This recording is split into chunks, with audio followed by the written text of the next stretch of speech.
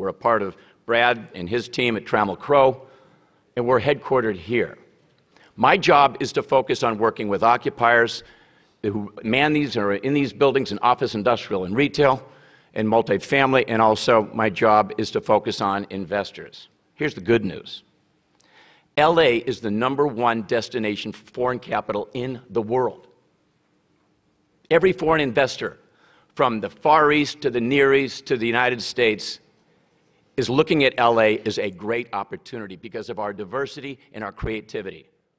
You're going to be reading over the next several weeks the explosion of of the technical groups that are actually growing in West LA, and also something called content, which is basically the creative community that's growing in our marketplace. We're #1 in the world by far. My research department told me this morning that in the next 90 days, there's going to be less than 10 full floors on the west side where you can actually occupy space. We're at 1% vacancy rate now in industrial. We're less than a 12% vacancy in overall office, and the office community, because of the creative content, is exploding. Retail is changing because of e-commerce, and we're leading the way. There's projects that are opening up right now where instead of a 40,000 square foot Barnes, there's a 5,000 square foot Amazon, because we know what you're going to buy before you get into the store. We have an opportunity in the city of Los Angeles and the county of Los Angeles to actually be a global leader here in helping solve this problem. But there's a lot of talk about managing the problem. We've got to solve it, which means we've got to change the narrative with the 3 major constituencies. The first has got to be our elected officials. They've proven up. They're actually incredibly successful in H and HHH. They're unbelievably supportive. In Sacramento, the last panel, I think, was a testimonial to that. We've got to also engage the business community, the people who are headquartered here, who run businesses here. And we've got to change the common citizen's attitude towards NIMBYism. NIMBYism to fight the project, because as everybody has said, we'll pass the laws, we'll pass the taxes, but all of a sudden, if it's going to be built next door to me, I don't want to see it. I want to solve this without seeing it. We've got to solve that. We've also got to stop some of these advocacy groups that are suing once the projects are built. There's a lawsuit being litigated right now, about to start, on the Pueblo project, an incredibly successful project built on city land in a record time, and right now there's a lawsuit pending on that that's actually going to, I believe, hamper future projects with other city council members. So, what did we do personally? As I said, I run the largest commercial real estate firm in certainly the United States here in Southern California. This year, in order to help improve our overall awareness as a community, I said I'm going to dedicate our intern program. We have an intern program of 40 interns. We had 800 applicants from people all over the world. We teamed with ULI, we teamed with Gensler. We actually created an environment where we were going to focus on actual sites in the city of Los Angeles. What you see here is a database that was created by David Freitag over here and his team on our research department. 55,000 opportunities of federal, state, county, city, and private sites where we believe there was an opportunity to put housing, temporary or permanent, on. We then investigated, we met with our elected officials, we presented them potential opportunities, and we had a contest at the very end to who would come up with the most creative solutions. These solutions were brilliant. And we have a book, and we presented it to the city of Los Angeles, also to the county of Los Angeles. But what it did more than anything was not really help create a solve, but also it helped elevate our awareness. I can't tell you how many of my colleagues who are running companies in this city that will give platitudinal answers around how do we solve this issue. Here's what I would leave you with. I believe that we need to focus on what are the real facts. How many people are dying in the tents on a daily basis? We also have to have this combination of capacity and housing. But it's got to also have some level of enforcement. I was in a meeting 2 days ago with 3 of the missions. 3 of the missions the actual people who were part of those missions who are trying to get back into civilization and trying to get their feet back on the ground are saying that they cannot now walk through Skid Row for fear of safety. For fear that within every one of them said to me, every third tent is a predator. They're either going to get a drug deal, a prostitution deal, or they're going to get harassed, potentially putting their life in danger. We've got unintended consequences that are being created right now by the settlement of some of these issues with well-intended people. But it's not just housing. It's housing, it's also got to be enforcement. In San Diego, we've all heard this 18 months ago, there was 18 members of an encampment that actually created a hepatitis epidemic that shot through the state, hospitalizing 550 people and killing 20 of them. If we think we can confine this problem to the four corners of a city block, we're wrong. This has got to be a changed narrative with our community, the citizens of our community, with the business leaders, and in assistance with our elected officials. So I'm going to leave you with that. I wish at some level there was somebody that would have been there for my brother 12 years ago, who actually may have impacted one of his constitutional rights, but taken him out of a situation where he probably wasn't in a situation where he had the ability to decide on his own. We've got to look at mental illness, drug addiction, and people who were down and out differently. They're different issues. We're not going to just solve them by creating more housing. We've got to have a balanced approach. So with that, I thank you. I think my 7 minutes are up.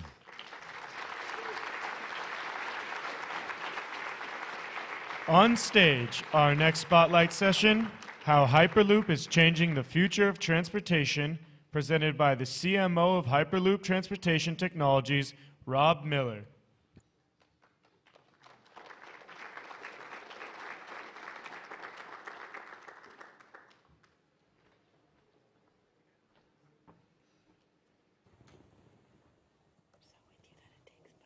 Good morning. It's a pleasure to be here. Let me first start with this question. Please raise your hand. Everyone here knows Hyperloop? That's almost everyone. How many of you believe that in the next 5 years you'll have the opportunity to ride in a Hyperloop? Okay. So in 7 minutes we've got a little bit of work to do. Right? It probably seems like it's science fiction, but I'm here to tell you Hyperloop is real, Hyperloop is coming, and Hyperloop has the opportunity to change how we live, how we work, and transportation in general. So with that, just a short introduction. Imagine. Imagine a capsule. Imagine a capsule that can carry people. Placed inside a depressurized tube, the air removed to eliminate resistance. Not traveling on rails, but actually levitating above them. Capable of reaching airplane speeds and beyond on the ground. This is a Hyperloop, and it is amazing. Even more amazing, at Hyperloop Transportation Technologies, we haven't been imagining it, we've been building it for the better part of 5 years. And amazing is where we started. We're transforming the passenger experience, putting comfort and safety at the center of everything we're doing. Our reimagined linear electric motor is powered by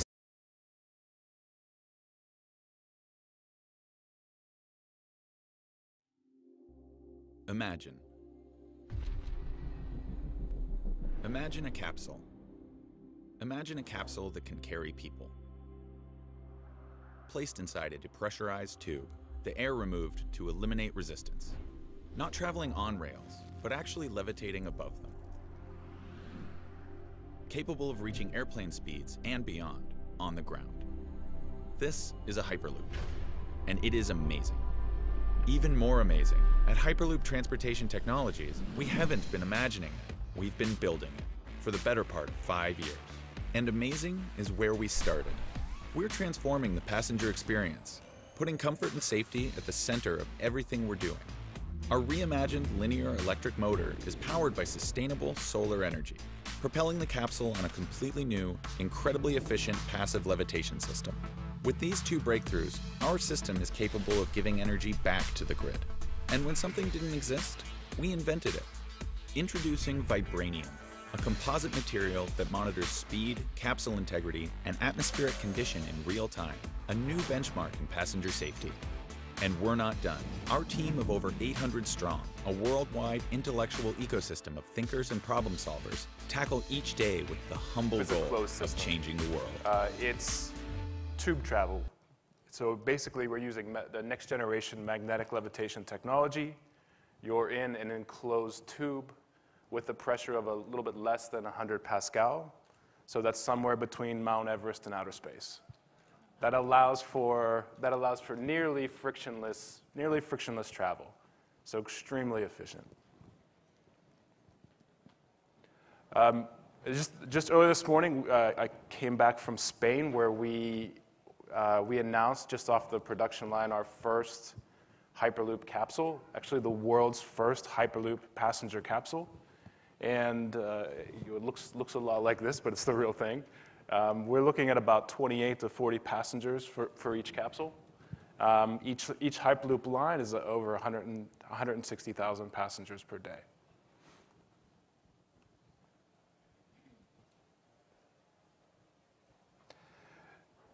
The most efficient transportation system in nature is red blood cell movement through the human body.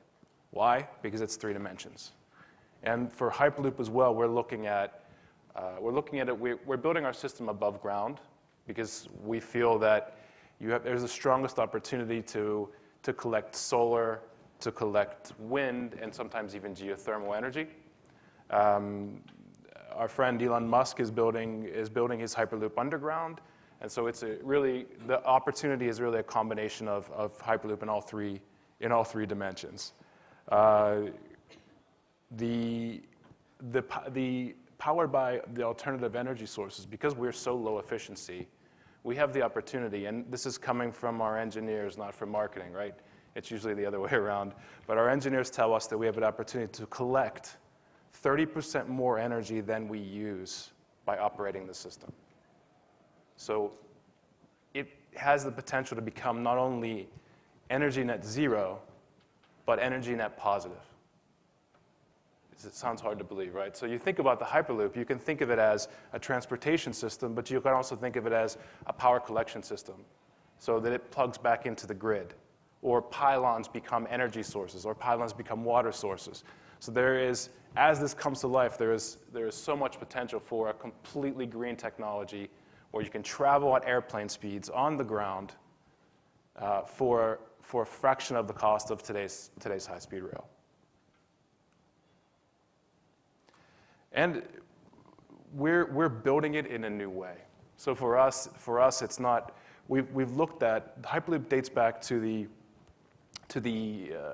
1860s, where 2 gentlemen were trying to build a pneumatic tube rail system underneath New York City. It was popularized 5 years ago, but the first patent was in 1906 by Robert Goddard for Hyperloop.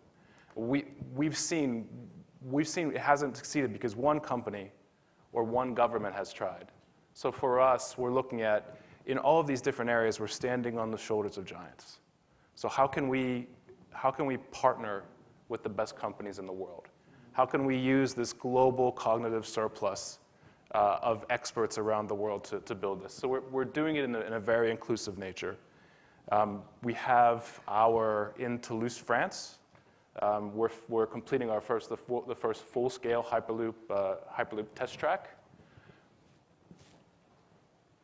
We have 800 people around the world. There are 2 commercial agreements that start construction next year. One is in Abu Dhabi as a partnership with Aldar Properties. That's 10 kilometers. The first part will be operational for Expo 2020. In a city in Tongren, China, we're building another 10-kilometer system there, which starts construction next year. In addition, we have agreements in a few other places around the world. So I'm getting the red beeper to say it's all the time I have, but in the next 1 year, you'll see full-scale passenger tests. You'll see construction of the first 10 kilometers of Hyperloop, and then beyond. And then I leave it up to you to really, we're developing the technologies, but how this provides an opportunity to change how we live, to change how we work, to change transportation in general. We need the help of everyone here in this room. And Hyperloop is not a panacea. It's not going to solve all of our problems, but it will make the world a little bit a closer place. Thank you.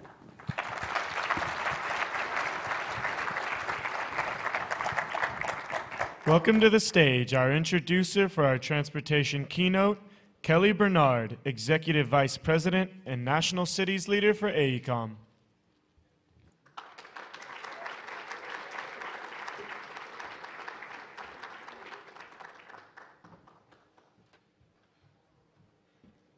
Good morning, everyone.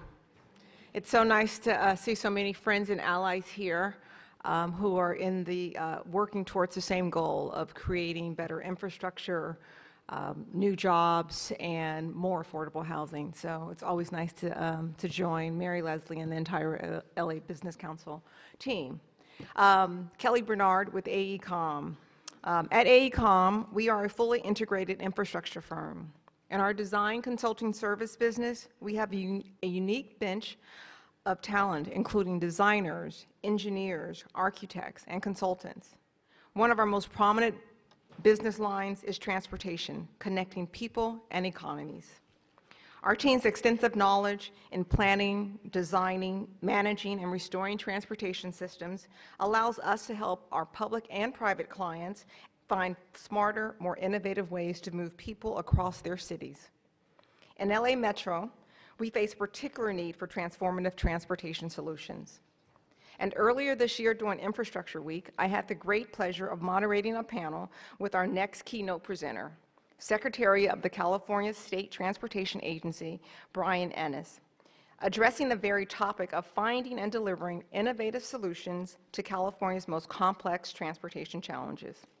It is an honor to have him with us today.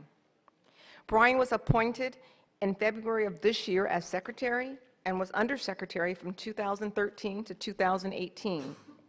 Prior to this appointment, he served as Deputy Secretary for Transportation at the Business, Transportation, and Housing Agency, as well as several positions for the Senate Committee in Budget and Fiscal Review.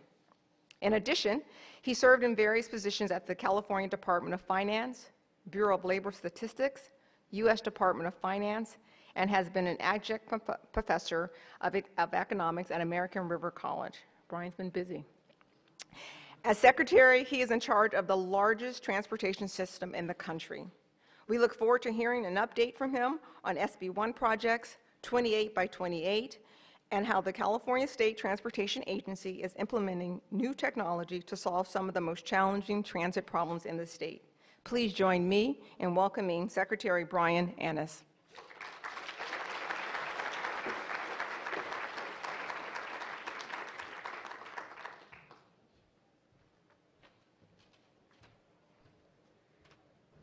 Well, good afternoon, everyone, and I very much appreciate the invitation to be here today.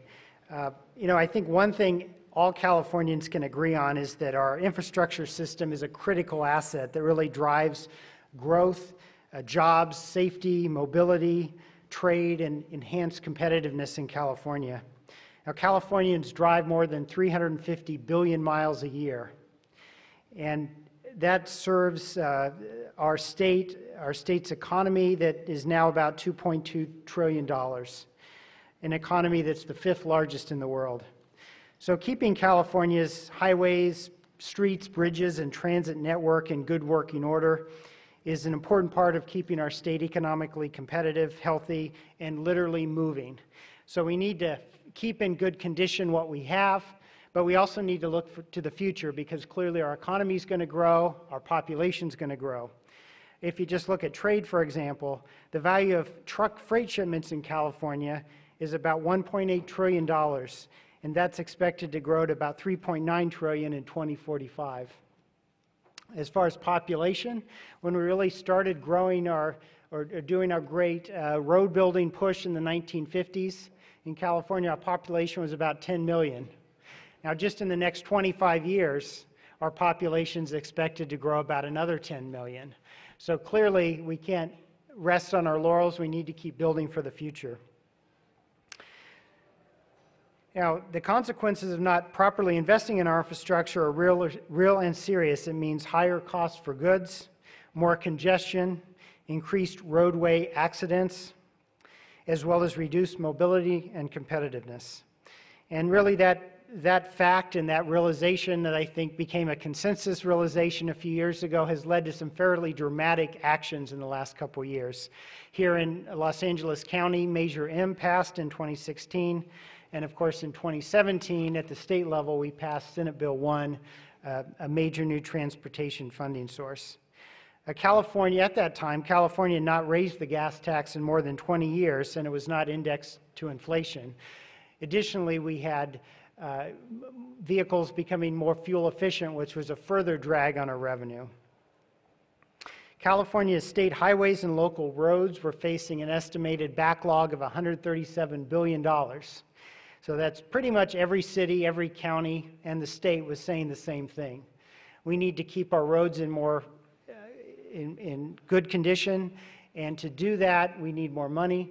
Once we have that, we can have better cost effectiveness, cost efficiency in our investments, and will reduce cost over time.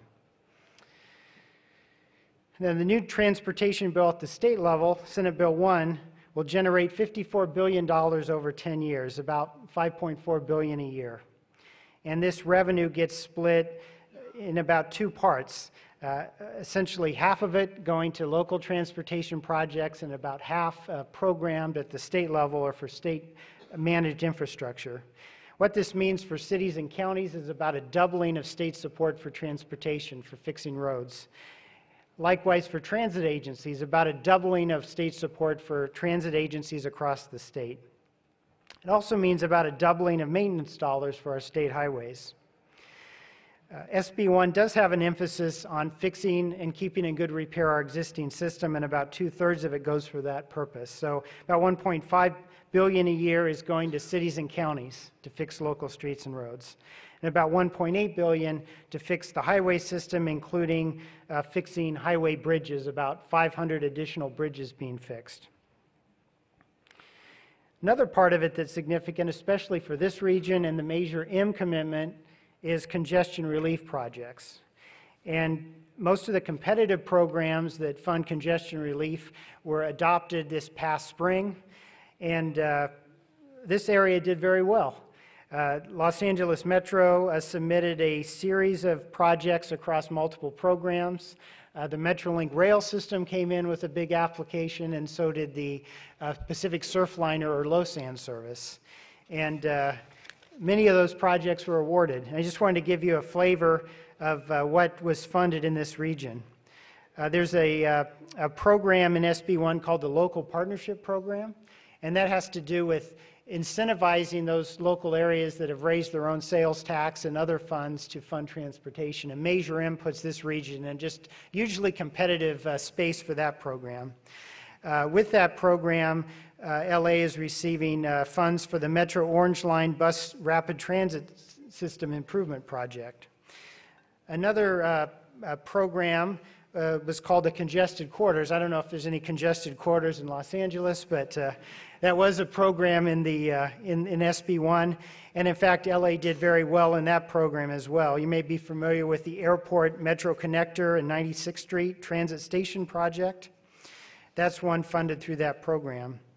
And we mentioned trade in the economy, so SB 1 has a Trade Corridors Enhancement Program.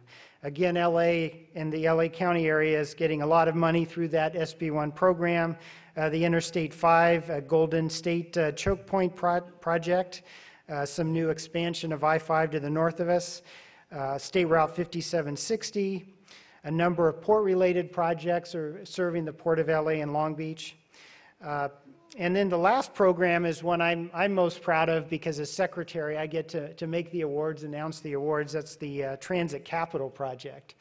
And we're just very excited to be able to partner with LA Metro on this 28 by 28 vision and getting LA ready for the 2028 Olympics. And Measure M was very strategic. You put together a bunch of ambitious projects that needed more funding. And that might seem a little counterintuitive, but the idea is to attract more money. And in fact, in LA that happened because you're looking, in many cases, looking for that final 20% of funding to get those projects fully funded. And that's what happened in a lot of cases.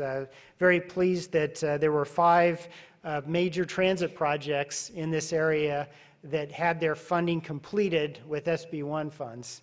And those include the Gold Line extension to Montclair, the East San Fernando Valley Transit Corridor, the West Santa Ana branch that goes south of LA Union Station, and the Green Line rail extension to Torrance, among a couple others.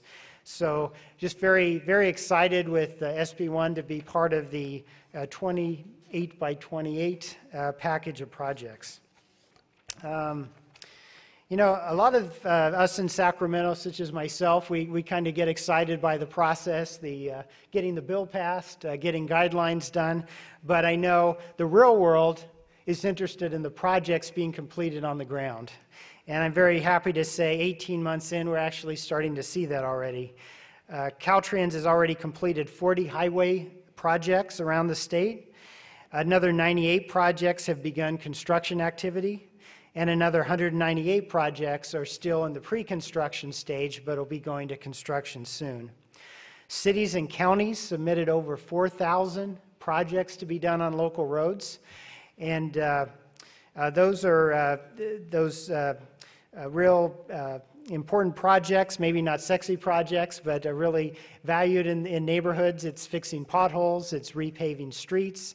And in this area, I know that you're approaching that very strategically. You know, you're also looking, where can we make safety improvements to reduce collisions, to reduce pedestrian deaths? You know, how do we restripe those lanes? How do we improve safety? And so with that doubling of state support to the cities in this region, you know, I think that's very impactful, and those projects are getting done. Many of them are already done, similar to the highway projects. On the side of what's ahead for competitive programs, as I said, they're programmed, and very excited that those go to the construction phase. We have a state transportation commission that allocates projects when they're ready for construction. The agenda for the October meeting is just being posted today, but I was happy to see some Los Angeles projects on that list to receive allocation. That's kind of the final act to be able to get that reimbursement once construction starts. And the big one that's coming up at the October CTC line is the Gold Line extension to Montclair. So that's one of your projects ready to go to construction, and just so happy that SB1 completed that funding package, and that's going forward.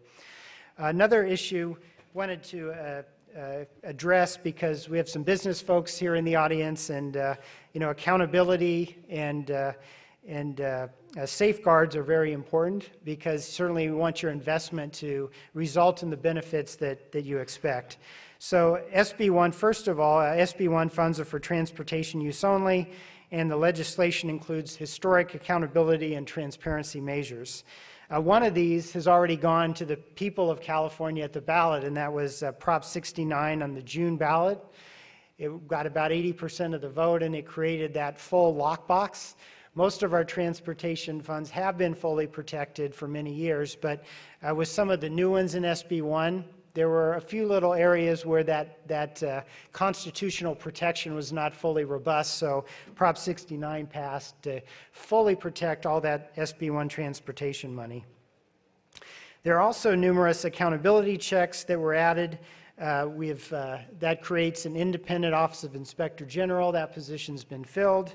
It also tasks the California Transportation Commission with not only holding the state accountable, but if we have any city officials, county officials here, the bill vests in the CTC the responsibility of holding cities and counties responsible as well to deliver the projects you've indicated you want to deliver, and to make sure the funding is spent as specified, and that there's no supplantation. We want to keep the base transportation funds, and these new ones are to enhance transportation, not to be diverted to other purposes. So SB1 also requires the state be more efficient, and I hope locals are doing the same thing. I know here in this area they are. So there's a charge to Caltrans to have at least $100 million a year in efficiencies. That report's actually being posted today. I believe the number achieved last year was $131 million in efficiencies from better contracting methods, from value engineering, from Lean Six Sigma evaluation of processes to cut the bureaucracy. all those things are being achieved, and very happy to say that Caltrans is more than meeting the $100 million annual goal for efficiencies. So we're very much committed to meeting the promises of SB1, very much committed to having a robust partnership going forward with this region as you deliver and we deliver together the 28 by 28 projects, and we deliver other specified goals for our highway system, our local roads, for good pavement, for safe bridges, and everything else. Now, one thing I think that's important to note is that, you know, this is a good return for investment. There's an organization called TRIP, a National Transportation Research Group, that indicates an average return for every dollar spent on highways, streets, and bridge investment is about $5. So $5 return on that $1 investment, and that takes many forms. It's lower maintenance cost in the future if you have good preventative maintenance and good asset management cycles. It's fewer delays in the cost we incur due to congestion. It's improved safety, reduced accidents on our roadway. And you know, those benefits accrue when we invest in our system. This is also not just the Transportation Conference, but the Housing, Transportation, and Jobs Summit. So, you know, I do want to note that we're more and more connecting those dots. You know, we see a lot of important housing projects, and there's encouragement at the state level and a lot of investment here locally to put some new housing near our major transit stops, and that's a hugely efficient way to lower costs going forward, because a lot of those transit facilities have capacity. We don't need to build roads to accommodate that new housing, and we take full advantage of our transit systems, and those neighborhoods turn out to be some of the best neighborhoods where people most want to live, where you have quality housing near major transit stops. Also, of course, on the job side, SB1 has about yearly direct and induced job creation of about 68,000 jobs. And of course, that's just in the work of the transportation system, supporting trade, supporting commerce, supporting business development. You know, that's huge as well on our a boost to our economy. So again, so happy for the partnership we've had down here with Los Angeles. I was just down here on Monday, in fact, 2 one-day trips from Sacramento. But the Monday trip was to see a new Tier 4 locomotive that the Surfliner service is going to deploy. And in fact, they're going to replace all their older diesel locomotives with these Tier 4 locomotives that are cleaner. They're about 90% cleaner than the locomotives they replace. They can start a little faster, so you have a little speed improvement on your train trips. Metrolink, in fact, has similar locomotives they're putting in place. So these investments we make in transportation do yield dividends. You know, sometimes it may take a few years, but we're seeing the benefits today in growth in ridership on Metrolink, Losan. We're seeing the benefits on some of the highway improvements you still see, and again, much more is to come because of this collective investment we're making in transportation, both regionally and at the state level. So again, happy to be here. I encourage all of you to keep track of what's going on in transportation. We've tried to create a couple ways for you to do that.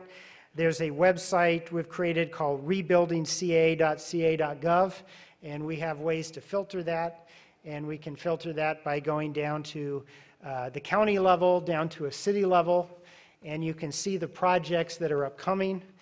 We're very pleased on the highway side. We have, as I mentioned, over 40 projects completed, so we have before and after pictures. We very much want to follow at the state level the accountability model that some of the local sales tax measures like Measure R, Measure M have created. One of promises made, promises kept. So please keep checking that website over time and be engaged in all the processes your local community has to select projects. With SB1, it's not one time, it's an ongoing revenue stream. So, you know, we hope in the next year we'll be going out with new competitive solicitations. So I hope all of you can engage in your local community and find out, you know, what are the highest priorities here and make sure those are reflected in the applications that we get at the state. So again, very much appreciate the invitation to talk to you today. And have a great day and weekend. Thank you.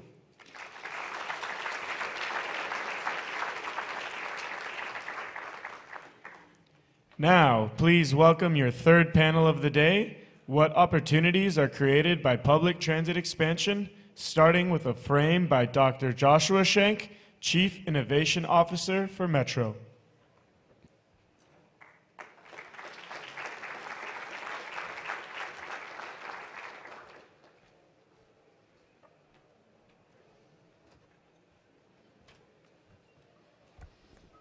Hi. So I've been asked to frame this panel. Our Deputy CEO, Stephanie Wiggins, was supposed to be here, but I'm filling in for her.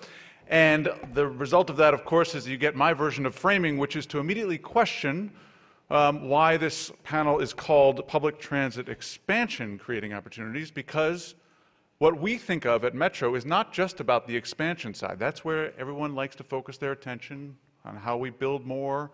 We're doing a lot of that through Measure M for sure. I know there's a lot of focus on the new technologies, all the exciting things that come along with that. That's part of my job as Chief Innovation Officer. But it is not just the expansion that's the issue, and I will challenge the panelists to talk not just about how we're building more, but how we're doing more with what we have. If we define the problem effectively, we arrive at that solution eventually, because the problem in Los Angeles, from Metro's perspective, is that mobility is not working. I think that's pretty obvious for anyone who lives here or visits. It's not working pretty much for everybody, but there is a huge gap in how well it's working for people who have cars versus how well it's working for people who don't have cars. And part of our job at Metro is to try to close that gap and create a public transportation system that is far superior than the one we have today, so that people have a chance to have access to those opportunities no matter what their income and no matter whether they can drive. Just the fact that they live here gives them that access. This is all spelled out in our Metro Strategic Plan, which passed the board in June. It's called Vision 2028, and I recommend you take a look at it. And yes, in that vision includes expansion of our system. But it also includes using what we have more effectively and focusing on the customer experience. That's what the private sector transportation providers are focused on. And they are doing a much better job of it than we are. And so until we start also focusing on the customer experience and making sure that what we are running now, which is mostly a bus system, is run more effectively and has priority on streets and is not stuck in traffic behind one person, we will not succeed. And that's why the strategic plan is built on the single goal that our job as a mobility manager in Los Angeles is to reduce the number of people driving alone. And there are many, many ways we can do that. Expansion is one. New technologies is another. But we can also do that by creating communities where people can walk and bike and providing the resources for them to do that. We can help by creating exclusive lanes for buses. And critically, we can help by trying to charge automobiles a more effective rate than the free rate they are currently getting when they drive on the streets. If everyone is able to drive for free without any out-of-pocket cost, it is no surprise that the streets would be congested, and that's exactly what we have. So part of our strategic plan includes trying to do many things to improve our current bus system and make sure that it is world-class, but it also includes looking at whether congestion pricing works as a solution to the mobility problem. It also includes looking at whether we can play a larger role in helping manage all of the new technologies and new mobility services that are out there in order to encourage greater use of non-single occupancy vehicle modes. So I would encourage you, as you listen to this panel, to think about the fact that our job collectively, Metro's job, but our job collectively in the transportation space is to improve mobility for everyone and reduce the gap between the haves and the have-nots. That should be the goal, because that's the problem we're all facing. We have tremendous inequality built into our transportation system, and it perpetuates tremendous inequality across the region. And so if we don't tackle that, we've got major problems ahead, even worse than what we have today. And the best way for Metro to try to tackle that is to provide a better product. Our product is not as good as it needs to be in order to compete effectively with driving alone in a vehicle, which is not a pleasant experience in Los Angeles and takes forever most of the time. And you think it's pretty bad until you try to use public transit as an alternative for many of those trips and you realize that the car still is faster. That has to change, and until it changes, we're not going to see the improvement that we need to see in the mobility space. So I would ask each of the panelists as they talk and as they answer questions and as they think about what they're doing in their private space or in the public space to help improve transportation, what are they doing to be part of that solution? Because if all they're doing is trying to figure out how to monetize a transportation service, that's not all that interesting. And if what they're trying to do is dominate the transportation world so that they can be monopolistic and charge higher prices later, that's not going to really be helpful. But if what they want to do is try to figure out how to be part of the solution and figure out how to improve mobility for everyone in Los Angeles County, that's what we're here for, is to partner with those folks. So I look forward to hearing the panel today, and good luck. Your third panel, led by moderator Trent Lethko, principal at Arup.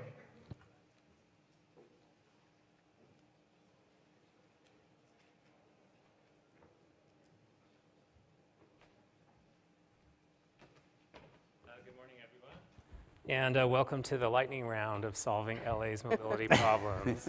So in 35 minutes, we will have a discussion about new innovations and things on the horizon. And I think this panel is particularly suited to talk about how mobility can improve and make the quality of life in Southern California better for everyone. Thanks, Joshua, for that nice framing. Immediately to my left is Vince Bertoni, who's the Director of Planning for the City of Los Angeles. Sitting next to him is Judith Bianchetta. Okay, great. Yes. Vice President, Director of Client Services for Tetra Tech. Next to her is Renata Davis, Senior Public Policy Manager for Lyft. Adjacent to her is Sam Dryman, who's the Director of Strategic Development for Lime. And last but not least is Sam Morrissey at WSP, who may be last on the introductions, but will be first on the questions. So congratulations, Sam. So Sam, one of the questions we wanted to know is, your firm is currently completing an environmental impact report for the West Santa Ana branch line, which is probably one of the most unique and perhaps largest opportunities for LA in terms of transportation and land use development.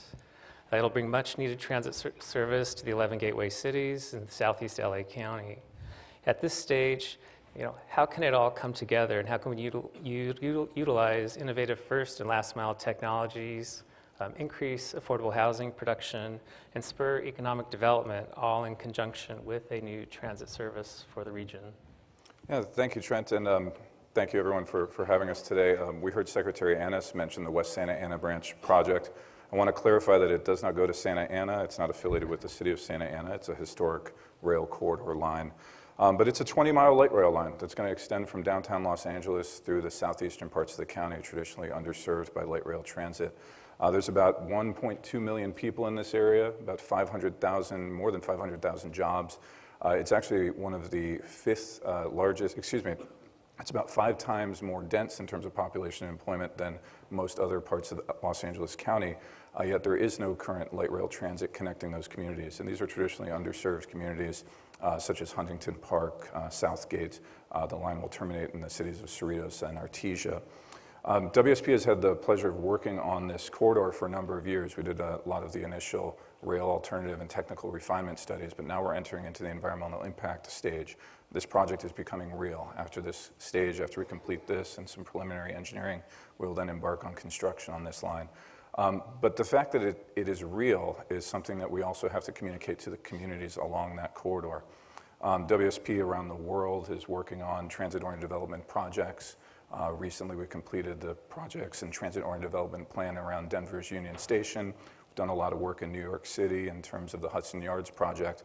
We're excited to bring that here to Los Angeles because the transit line itself is really the link, but it's about the community around it. It's about linking those jobs, housing, and people that live there to the other parts of the community.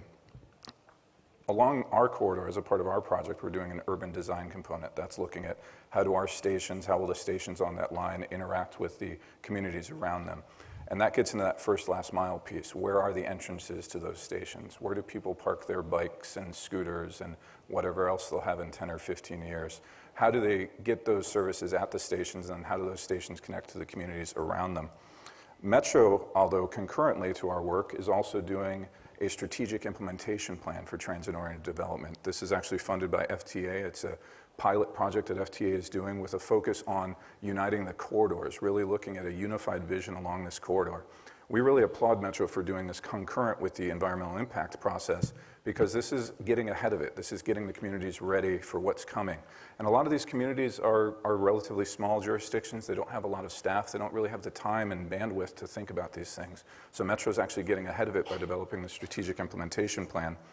Also concurrently, Metro has been issuing grants to these jurisdictions, to a number of the communities, to actually develop transit-oriented and to development specific plans around those communities.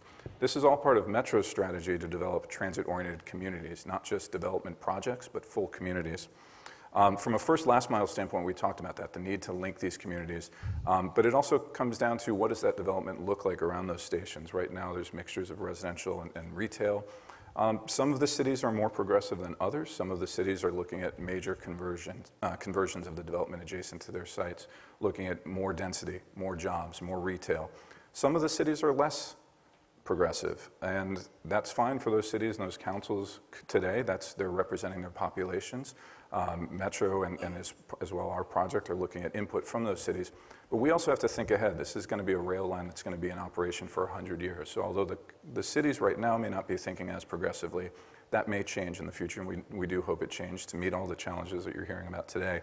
And so as a part of that, we have to design and conduct our environmental impact report in a way that allows for further expansion, further densification, further transit-oriented development around those stations, even if the cities aren't thinking about it today. So that goes down into real detailed discussions about the utilities and all of the supporting features that our transit line will interrupt. We want to make sure that we build it and design it and environmentally clear it in such a way that it will not inhibit those projects from happening in the future, will not be an additional cost burden on those cities so that they have to go and rebuild that rail line or make massive changes to what we are designing now. So that's really what we're trying to do right now with our project. We're excited to work with Metro. I think this is going to be a revolutionary project for those communities, and we hear from a lot of the constituents that they're very excited to link up from this line to the regional line to Metro's broader system and really connect throughout the community. So we're excited to be a part of that. Thanks, Sam. Vince, you're currently leading the planning department, and there's probably never been more expectations from you and the department itself, and at the same time, you've probably faced never greater opportunity. Right. It's been about 2 years since Measure J has passed, and that placed affordable housing and labor requirements sort of front and center on any proposed development where zoning changes or other amendments were required. The measure also mandated that the city create transit-oriented community guidelines. How are these programs going, and how do you think things are coming together? Thanks. And if you were here earlier, you heard the mayor talk about where he thinks this is actually one of the unsung success stories in the city recently. When I was here, I think last year at this very summit, and at that point in time, we're just about to release. We're just in the process of releasing these incentives. And just a little bit about the incentives. They were mandated as part of Measure JJJ, which was overwhelmingly adopted by the voters in Los Angeles. And it gave us certain parameters to provide for incentives for development near transit, but then gave us some flexibility in terms of how to apply it. And one of the things we wanted to do as part of this is to really do our best to incentivize as much housing near the transit, because we know that housing and housing affordability is very linked to housing supply. And we know that that's not only the only issue that's related that we have to address, but also the issue of homelessness. Because a key component of homelessness is the fact that people don't have places to live. It's just their income and their rent doesn't match up. They're not having the income for the rent. So we wanted to make sure that we can incentivize as much housing near development. It's one of our most critical issues. So what we did is we actually looked at what worked and didn't work for our density bonus program, which is very similar, and tried to build upon that. We looked at lessons that we learned from that. We also hired consultants who could look at the financial implications to developers in terms of what would be attractive incentives for them to really provide the housing. And so what we did was we looked at ways that we could provide those incentives that would be the most meaningful. So for example, for the first time in the city's history, we actually have areas where no parking is required, and that's near the heavy rail transit, very close proximity to that. First time in this history of the city of Los Angeles where we've actually brought our parking requirements down to 0. We also allowed for increased density and increased floor area ratios as part of that process. But we also did this after doing some seeking input from community members in terms of what are some of the things that are most impactful to the neighborhoods. And so we tried to provide this balance of lessons learned from density bonus, also getting some studies that were very important about the financial portion of the incentives for developers. As the mayor mentioned, we have over 8,600 permits that are planning entitlements that we've approved over this last year. And put that in perspective, that's 20% of all the housing that we approve in a year is actually through transit-oriented communities. And even better than that is about 20% of that is affordable. And out of that affordable component, roughly 35 to, depending upon the month, 35 to 38% of it is extremely low income. And that's really important because extremely low income are those people living with at about 30% of the area mean income. These are the folks that are living on roughly what the new minimum wage is for a one-person household. And these are the folks that are also most vulnerable to homelessness. And so we're really happy, and we actually did that intentionally. We wanted to get the most extremely low income that we could for the affordable component. We wanted to encourage this. It's been a huge success. We've had projects transfer from being density bonus to transit-oriented communities incentives. And we think that's a success because one of the things we want to do, as the mayor mentioned, is just not about building housing, but it's building the right kind of housing that's designed well. And the one thing that we're able to do through transit-oriented communities is to provide design standards and design review as part of that. So we make sure that they look the way that they need to look. It's interesting, we're getting on average one project submitted for TOC every single business day. And that's how popular it's been throughout the whole program. In fact, there is someone who is, there's an active YIMBY on social media who tracks this every single day. He tweets once a day saying, another TOC project submitted today, another, and it's just like following a sports team. When the streak is broken, he said, streak was just broken, 12 business days in a row, and then he starts the new streak. And I think that's really great because it's really showing what the success of it is. And if you look at where we've moved as a city, about 10 years ago, about 20% of our new housing was being built near transit. Now, that's about 70%. So we think that's a real success, and I take the challenge from Joshua Shank carefully about what are we all doing together to not just increase housing supply, but do it in a way that deals with and addresses, the really kind of crushing traffic issues that we have in Los Angeles, and that we can make it better. So we think that this all comes together, and I listened like everyone else to the mayor's new challenge on site plan review and density bonus, and I'm ready to take that on to see what we can do to really further our housing goals while also working with communities to make sure that these work closely with communities so that they in essence are something that everyone thinks is a success, not just those who are looking for housing, but those who are also concerned about what their communities look like. That's really great news to hear it's succeeding and it's popular. Congratulations. Thanks. So, Judith, you work for Tetra Tech, and with 17,000 employees around the world, you have a lot of different points of view on how things are going, especially as it relates to things like infrastructure, energy, and water. Mm-hmm. We often don't talk about water when we talk about things like TOD or transit expansion, but what opportunities do you see, or do you see there are connections between the conversations around water and transportation, or like multi-benefit approaches to infrastructure projects? Right, well, first I want to thank everyone for being here this morning and having this opportunity to talk about something that I think is very important that we haven't talked about yet, and that is water.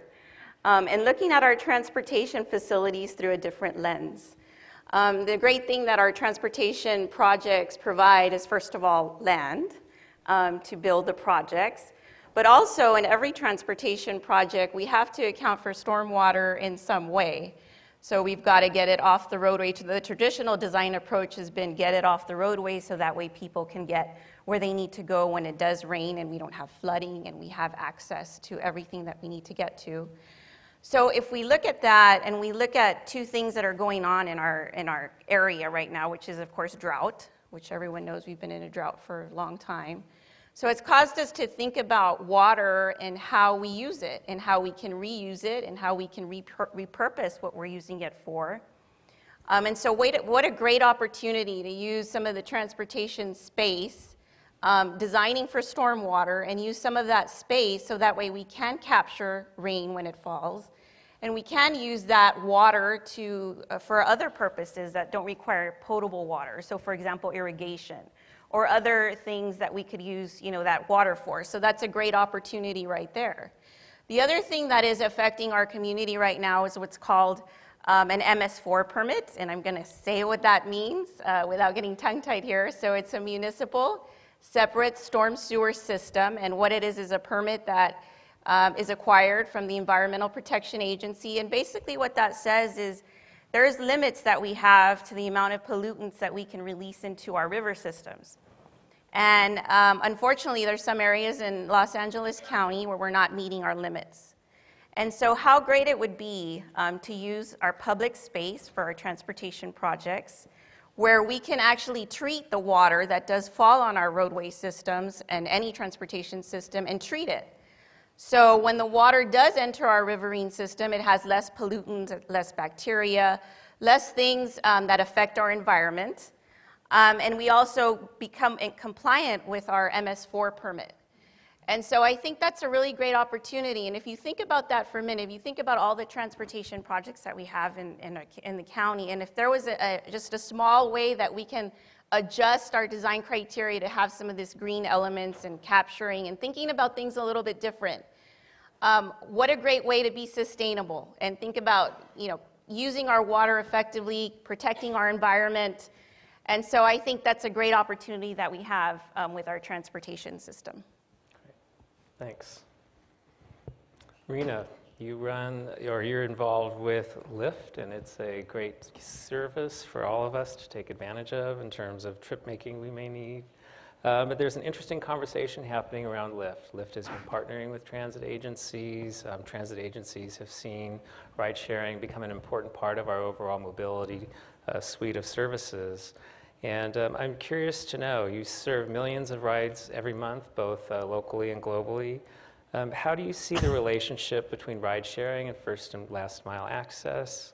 Do you think that Lyft and Metro have common interests, or do you think that there might be some negative impacts on transit as a result of the competitiveness that Lyft offers in terms of mobility and convenience?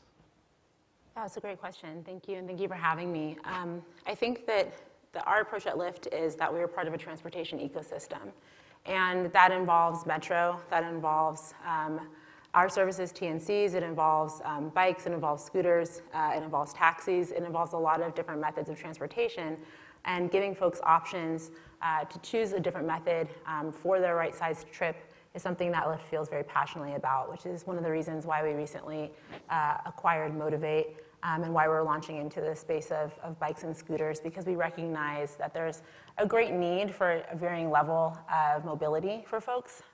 And in terms of Metro and any competition, I don't think we see ourselves as competitors. I think we see ourselves as an add-on to Metro. And that first and last mile that we've been talking about on this stage a little bit, that's a crucial part. And I think for us, we want to see more folks using public transportation, and we want to see them using it in conjunction with Lyft services, but widening that, the availability of different types of services for Lyft, I think only aids in producing folks who are wanting to utilize public transit. An interesting fact is that in San Francisco, which is our most mature market, where we've been operating the longest, most of our trips are requested from a public transit stop. So you're seeing folks that are actually not just taking this to go out to dinner, but are using it for their daily commutes, and that's very powerful. And I think that there has been kind of a mass adoption of ride sharing, and so you see folks using it in ways in which maybe some others wish they wouldn't, so taking a Lyft for 5 blocks or so. And that's, again, one of the reasons why we wanted to get into that microtransit space, having access to bikes, scooters, putting them on our platform. One of the other really exciting things that we just announced is that we're going to be integrating public transit data and information into our platform. So what does that mean? It means that when you open up your Lyft app now, if you're in certain markets, you'll be taking a Lyft from point A to point B, and we'll suggest, hey, did you want to walk, or did you want to use a bike share, or did you want to hop on the bus or the metro? And it could save you X amount of time, could save you X amount of dollars. Kind of the long-range thinking is figuring out how do we combine all the payment within the app so that folks are able to seamlessly go from transit to Lyft to bike to scooters and walking, and keep it all in a way that continues to do that efficiency, that ease of use that I think that folks have adapted Lyft for. But bringing that kind of innovation to public transit and partnering with them. As you mentioned, we do have a number of partnerships around the country with public transit departments, with departments of transportation, both state, locally, at the county level. And so there's some really interesting synergies happening between us and those thinkers, and a lot of planning as well going into that, because I think there's an interesting nexus as we think about what our founders like to call the third transportation revolution that involves autonomous vehicles and all the technologies that we're seeing emerge now. And in that third transportation revolution, I think that there's going to be a number of folks that are brought together to create solutions to problems that we don't even know that we're going to have yet. Thank you. So panelists, we're being tested again. I was feeling pretty comfortable with how well we were doing with time compliance, but we've just lost 8 more minutes. Oh, no. So Sam, with the last question to you. In some ways, I feel like you should sit here, and we might need to elevate the seat because historically limes have been used to flavor our drinks, but now they're a form of mobility in our system. And as someone who's working with Lime and has been involved with some of the conversations around it as a mobility device, we've seen it grow in popularity. 2 years ago, what was Lime other than a fruit? And now it's a mobility system. We see it all over the place. So what has been your experience? Some constituents really love it. Sometimes they end up in the ocean. Sorry for that. How is Lime planning on balancing its popularity and some of the community concerns around it as a mobility service? It's a good question. Thanks, Trent. And again, thank you, everyone, for hosting us. That's the ultimate question that we're constantly struggling with and trying to improve upon is how can we become an integrated part of people's communities, a daily part of people's lives when it comes to transportation, and make it stable enough for it to be reliable and not just a fad. One of the core aspects of Lime's operations is local hiring. So we are now in over 100 markets in 5 countries, and in each market we place a huge emphasis on bringing local folks that know the community, know the streets and the areas onto our team to be able to manage the system. Another huge emphasis is making sure that those people, have a strong relationship with their communities and the local representatives. So, for LA, making sure that we are in constant contact with council district offices, making sure that they know who to contact if there ever is an issue. And then on an even deeper level, being able to go out into communities and speak to local community organizations, neighborhood councils, and educate people on what our mission is, how to properly use our bikes and scooters, and how can we really serve the population and the community. We're at a really unique moment in time. We have more options than we've ever had before. I think we understand how integrated design brings multivariate solutions and bringing more holistic thinking about our environment and the communities that we serve. And we also have successful policy initiatives that are moving forward quickly and rapidly. And it sounds like instead of things moving in separate tracks, we're starting to come together and we're really trying to understand how collaboration, working together, and local community partnerships bring greater benefits for all of us. We have about 3 minutes left, and starting with Sam, I'd like to invite each of our panelists to maybe share just a couple of thoughts for about 30 seconds on what they think, how well public transit's doing in terms of our investments and where we're heading in terms of our future. So the first Sam. First Sam 1 and then Sam 2. Well, I think two things we can do is invest in protected and controlled bus and bicycle facilities. I think the time is now to really invest in that. And number two is push for then the automated enforcement of those facilities, tag on to what San Francisco is doing in terms of automatically enforcing bus lanes to make sure those facilities work and actually connect. The bus is the backbone of our transit system. Thanks. I'll echo that. You know, one of the things we found is that people are really willing to get out of their cars and use alternative forms of transportation, but part of the fear of doing that is not feeling safe on their streets to ride. And so adding to the infrastructure that would encourage the use of these alternative modes would be great, and part and parcel of that is sharing data. So City of LA has taken a strong approach to having companies that want to operate in LA share their ridership data with them so that they can figure out where this infrastructure should go. Yeah, I think that kind of piggybacking on infrastructure, but also on forward thinking around what our needs are going to be. We see certain technologies coming down the pike now, autonomous vehicles, multimodal usage, and I think that's only going to increase. And figuring out how do we start to move this cultural zeitgeist towards this new vision and reality that we all want to see. But if folks don't know how to park their bikes and scooters, then there's going to be problems. And so I think it's incumbent upon everyone kind of represented on this stage to start to move towards putting forth some good public service awareness and making sure that the public understands how to use these technologies responsibly.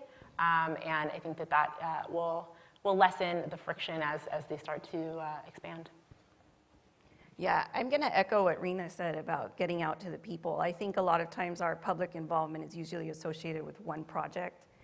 And those projects usually take a long time to get from concept to the time that they're actually constructed. So if we would just go out and talk to people regularly and ask them, how are the transportation facilities accommodating? How are they working for you? And getting their input continually, I think is a great thing that would help all our goals move forward for the area. I'd say if we would have had this panel 5 years ago, Lyft probably wouldn't be on the panel. And if we had it about a year ago, Lime wouldn't be on the panel. And I think that we're in such a rapidly changing world that we can't predict. If I would say one thing we should do, both government and business, but also especially government, is we have to be way more flexible in our approach to mobility and transportation, because innovation and change is happening so fast, we can't even predict it. And it's going to be impactful right away.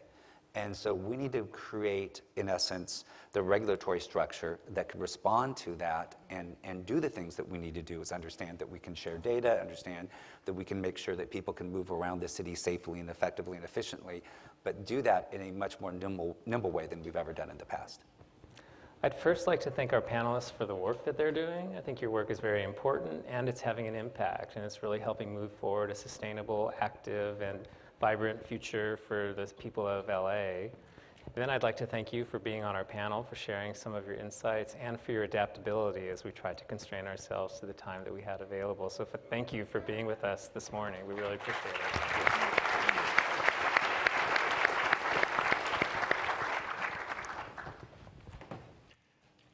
Ladies and gentlemen, please join us for lunch and our